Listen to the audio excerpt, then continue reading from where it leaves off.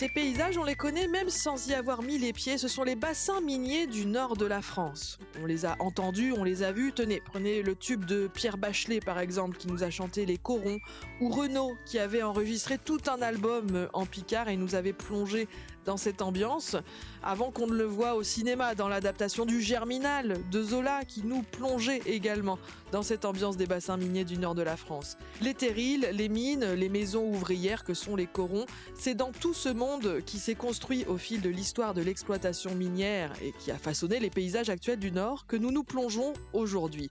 Au fil de ce qu'on appelle la chaîne des terrils, nous allons nous balader dans le passé, dans le présent. Sur près de 100 km entre le Nord et le Nord-Pas-de-Calais s'enchaînent effectivement aujourd'hui des dizaines de terrils.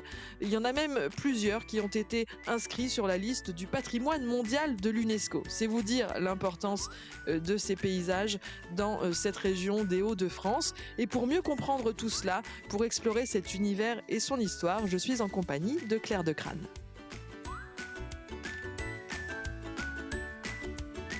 À deux pas de chez vous, une émission présentée par Émilie Mendoza.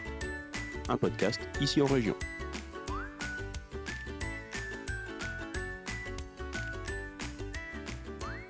Claire de Crâne, bonjour. Bonjour Émilie. Nous retournons avec vous aujourd'hui dans le nord de la France à la découverte de la zone du bassin minier. Déjà géographiquement, où on se situe quand on parle de bassin minier du nord de la France? Alors géographiquement, on se situe dans les départements du Nord et du Pas-de-Calais. Et en fait, l'empreinte géographique du bassin minier, c'est 120 km du Bruésy au Valenciennois. Donc en fait, 4 grands secteurs. Le Bruésy-Béthunois, le Lensois, Lens, Douaisis et le Valenciennois. Et donc c'est tout ce périmètre qui a été classé au patrimoine mondial de l'UNESCO en 2012. Un périmètre, et je vais vous donner quelques chiffres pour vous faire prendre conscience de l'ampleur de ce que représente ce patrimoine minier chez nous. C'est 84 communes, 353 éléments et 4000 hectares. Quand on dit éléments, ça va être des fosses, des chevalements, des terrils, des cités minières, des cavaliers, qui étaient ces chemins de fer pour acheminer le charbon.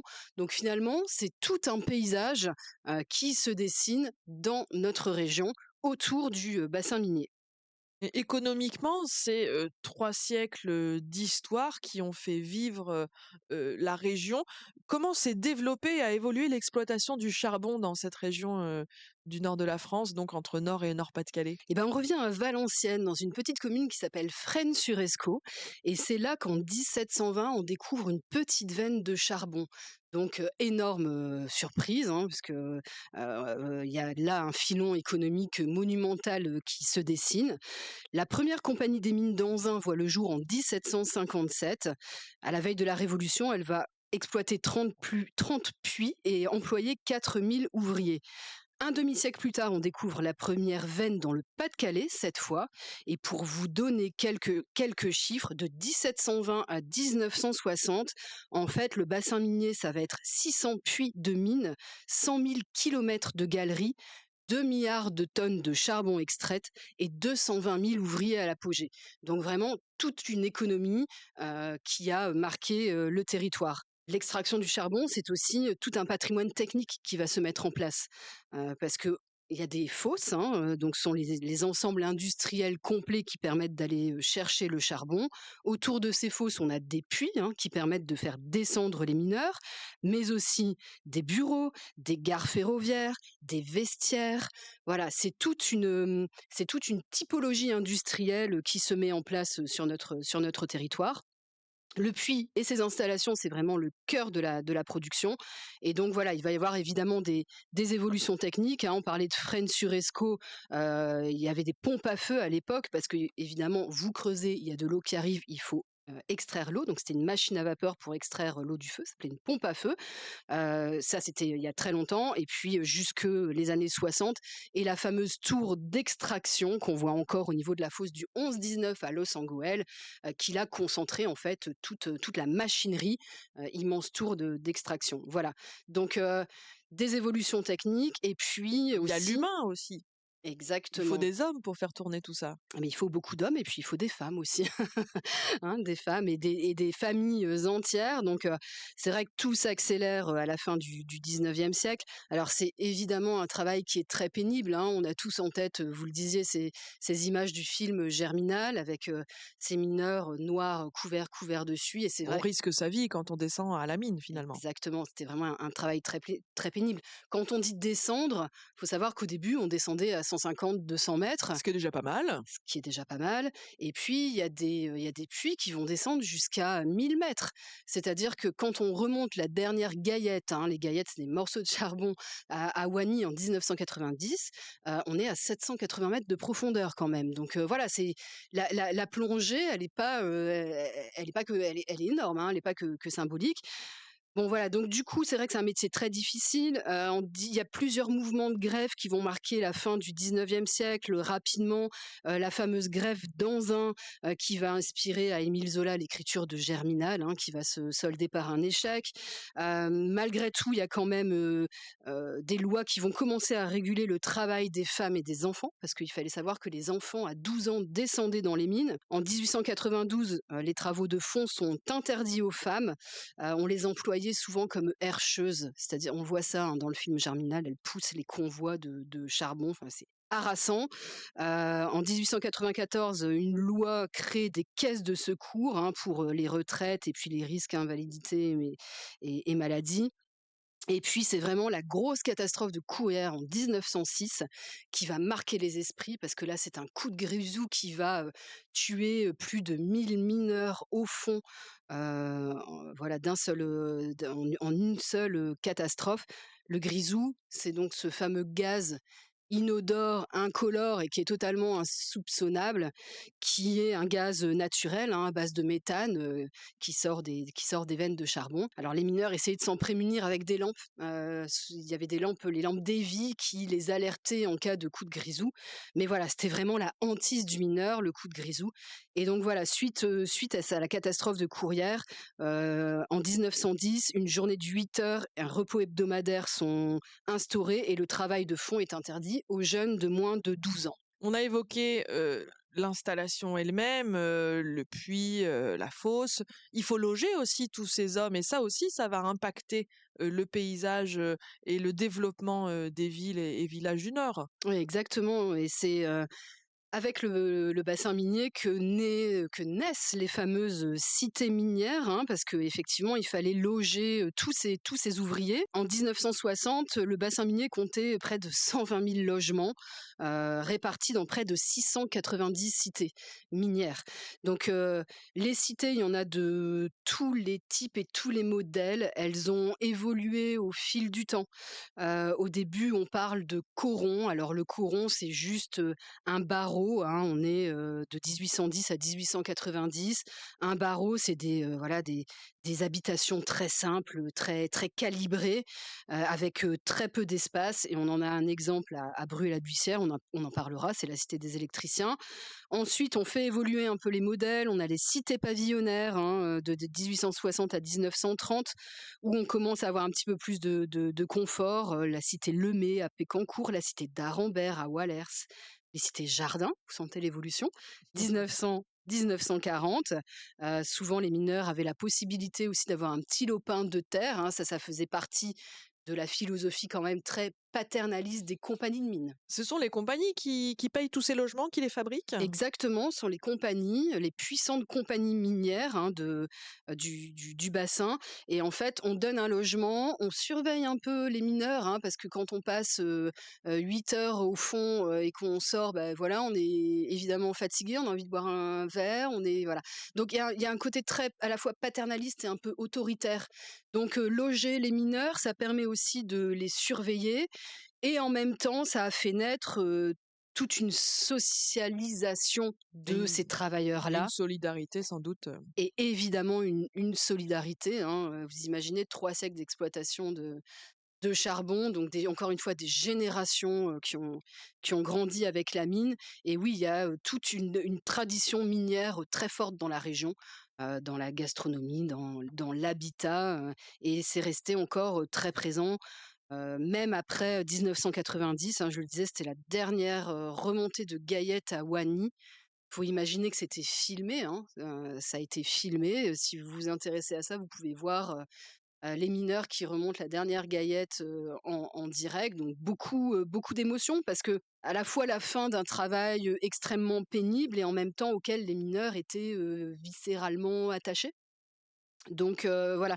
Et c'est à partir de 1990 qu'on se dit comment essayer peut-être de préserver tout ce passé-là, tout ce patrimoine-là qui est quand même associé, à un travail, pénible, à des paysages, très, particuliers, quand même très gris, très industriels et cetera. Et tout un travail se met en place au niveau de la région avec, l'association Bassin Minier, par exemple, avec des mineurs aussi. Par exemple, à Wany, les fosses étaient démantelées. On voilà.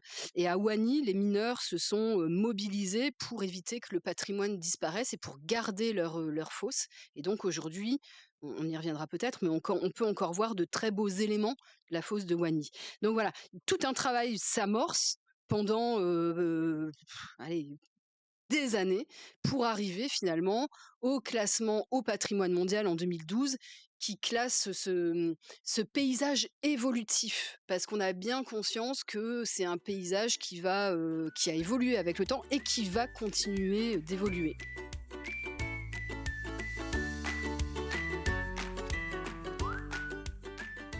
À deux pas de chez vous, un podcast ici en région.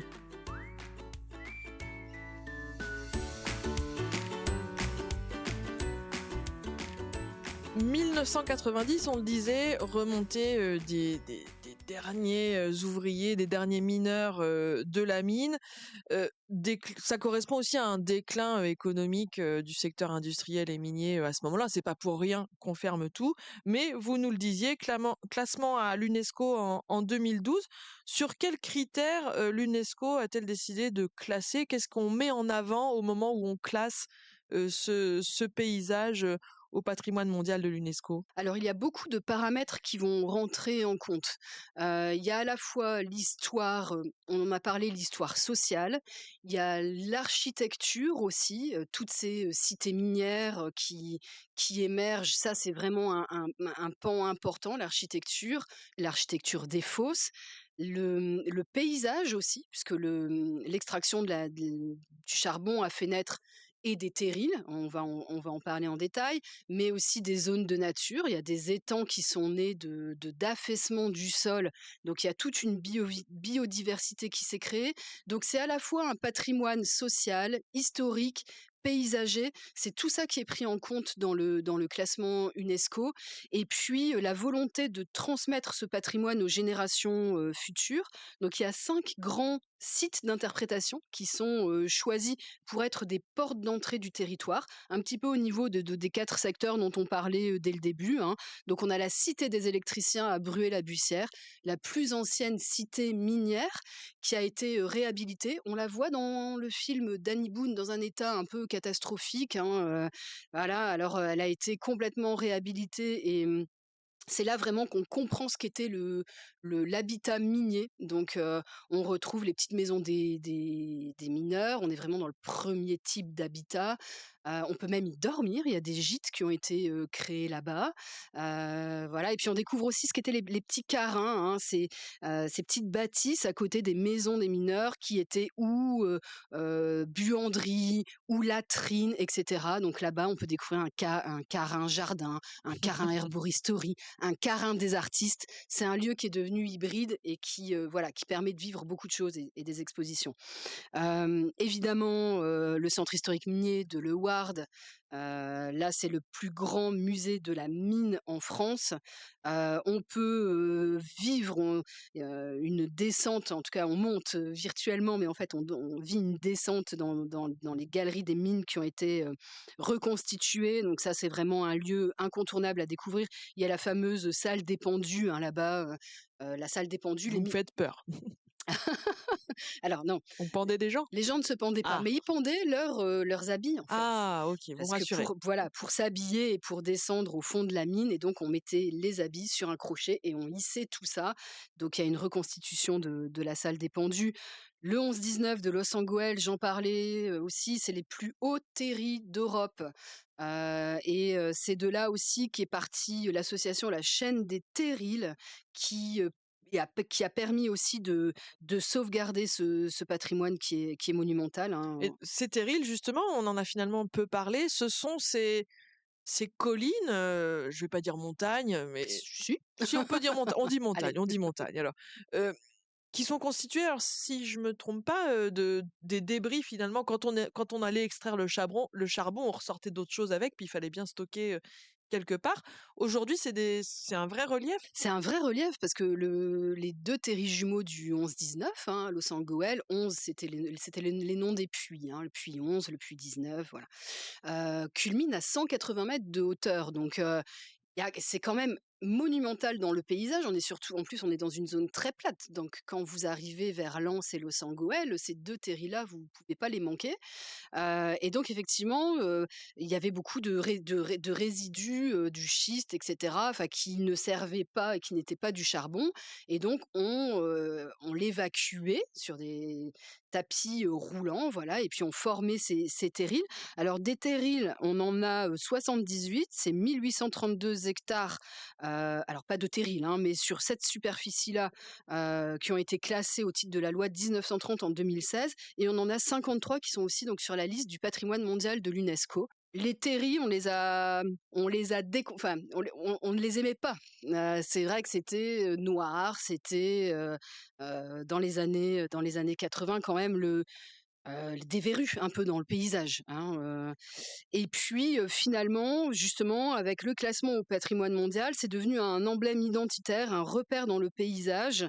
Et puis on les a complètement reconquis. Donc il y a des terrils. Alors il y a des terrils très haut-coniques, il y a des terrils tabulaires parce que des terrils ont été aussi réexploités. Et puis on a des terrils forestiers qui se sont progressivement couverts La de végétation a repris végétation, ses droits. comme à Austricourt. Et donc il y a des balades qui sont organisées. On peut découvrir encore une fois une faune et une flore particulières qui aiment le chaud, le sec, typique des dunes ou des zones méditerranéennes. Donc voilà, donc il y a vraiment des zones d'intérêt qu'on peut découvrir comme ça. Et puis c'est devenu aussi des espaces de loisirs et de plaisir. On peut y faire du sport. Il y a des trails qui sont organisés sur le terril. Moi, j'ai eu l'occasion de faire un trail sur un terril et je vous assure que je dis montagne parce que c'était c'était dur à monter. On peut y faire du VTT, du parapente à Neux-les-Mines. Un terril a connu une reconversion audacieuse en piste de ski artificielle quand même. Voilà. Vous voyez la montagne. On Montagne, y d'accord, j'admets. on y revient. Et puis, à Haïcourt, par exemple, en 2011, une association a commencé à y faire pousser du chardonnay. Et donc, tous les ans, il y a les vendanges du terril et ils produisent donc un charbonnet, le petit jeu de mots. Voilà, un vin blanc typique du territoire, mais un cépage qui commence voilà, à se faire connaître tranquillement. Donc, c'est vraiment devenu des espaces de loisirs, de plaisir qui effacent cette image noire de cette épopée industrielle dure, il faut bien le dire quand même. Et passionnante, à explorer dans ce bassin minier, du nord de la France avec, vous l'avez dit, hein, non seulement, les terrils, mais aussi, des lieux de mémoire, musées, et aussi, des lieux de culture. Merci beaucoup Claire de Crâne, de nous avoir accompagnés dans cette exploration du bassin minier. Bassin minier qu'on retrouve entre autres sites, remarquables dans un livre qui justement s'appelle «Sites remarquables et insolites du Nord-Pas-de-Calais» que vous signez chez les éditions Ici en Région. Merci Claire. Merci Émilie. C'était À 2 pas de chez vous, présenté par Émilie Mendoza. Retrouvez tous nos livres, articles, podcasts et vidéos sur notre site internet icienrégion.fr.